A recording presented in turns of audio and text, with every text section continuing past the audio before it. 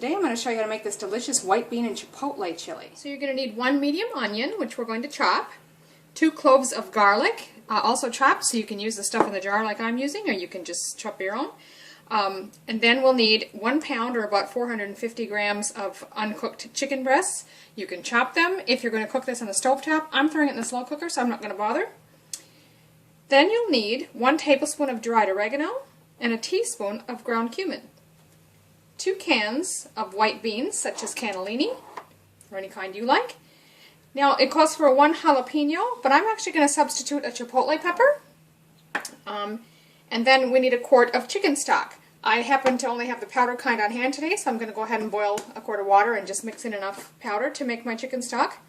And then optional, you can take your leftover chipotle peppers and blend them with some sour cream. And I'll put instructions below in the recipe, but you can serve that on top of the chili if you like. I'm actually using a chipotle in the chili, so I don't know if I'll do that or not. We'll see how we go. Now, since I'm using chipotle pepper rather than a fresh jalapeno, it's basically just smoked jalapeno peppers that are canned in an adobo sauce, which has got a lovely smoky smell and flavor. So I'm going to just slice this open as I've already done here and remove the seeds out of the pepper first, because they'll be the hottest part. So I'm going to take those out first, and I'll throw this in, chopped up, with a little bit of the sauce, and then I'll show you in a second what you can do with the rest of those. So as I said, I was making my own stock, since I didn't have any ready to go. You can use any kind of chicken stock you've got on hand. I've just gone ahead and put my quart of, which is about 1 liter of boiling water in here, and mixed it with my chicken stock powder. So I'm going to go ahead and add the seasoning as well. That would be the oregano and the cumin. Next, I'm going to add that chopped onion.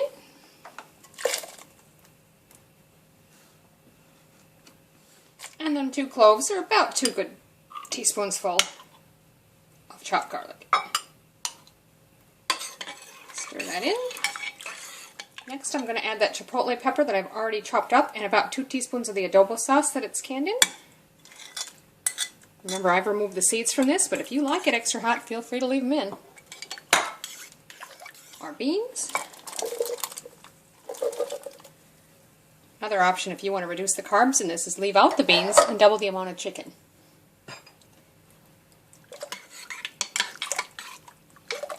And lastly, our chicken breast. Now again, I'm not going to bother to cut it because we're going to shred it once it's done cooking, but if you're cooking this on the stovetop, you'll want it cut up in little bite-sized chunks. Okay, so everything's in there. I'm just going to go ahead and start the slow cooker, cover it, and cook it. You'd want to cook it on high for about 4 hours, or on low for about 6.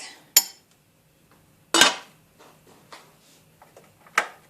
this isn't actually part of the recipe, but generally speaking, most recipes that use chipotle will call for just 1 chipotle pepper, and then you're left with what to do with the rest of the can. As you can see, it's got several more peppers in there, and they're all in this lovely adobo sauce, which has got a beautiful smoky flavor. So there's a couple ideas you can do with this. Again, if you like it hot, just puree them with the seeds in the way they are right now. I'm going to go ahead and take them out.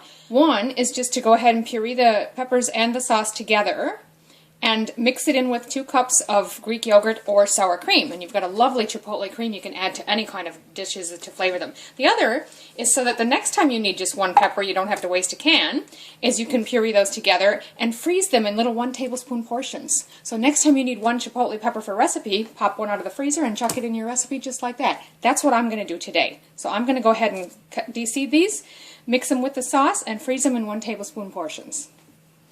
So there's my chipotles, pureed together with the sauce, and sort of divided into about approximately 1 tablespoon sized portions. I've just lined a little tray that I'm going to pop them in the freezer, lightly covered. And once they're frozen, you can just pop them into individual little, pop them all into a bag, so you can pull out one whenever you want. So that's been 4 hours. I'm going to go ahead and uncover that and fish through for my chicken breasts. Pull those out. Ooh, they're falling apart nicely.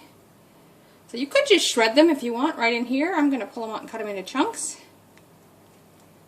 But yeah, they're coming apart very easily, so this will be real simple. As you can see, I chopped them into sort of bite-sized pieces. Some of it just shredded is pretty soft anyway. And I'll put that right back in.